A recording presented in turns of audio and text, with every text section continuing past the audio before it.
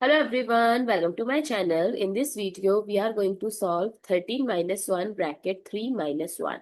So let's start with today's video solution. So what people do, they solve it like 13 minus 1 as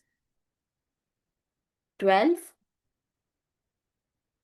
and 3 minus 1 as 2 and 12 times 2 as 24. Which is the incorrect answer. Yes, you heard it right. Many people fail to solve this because when in an expression you have given subtraction, then bracket, and in bracket there's a subtraction, then you have to always follow BODMAS or PEMDAS rule. Comment down below in your country what you called it. So as per BODMAS rule, first you have to solve the bracket, then off, then division, multiplication, both have same priority. Similarly, addition and subtraction. So 3 minus 1 is 2. First we solve the bracket.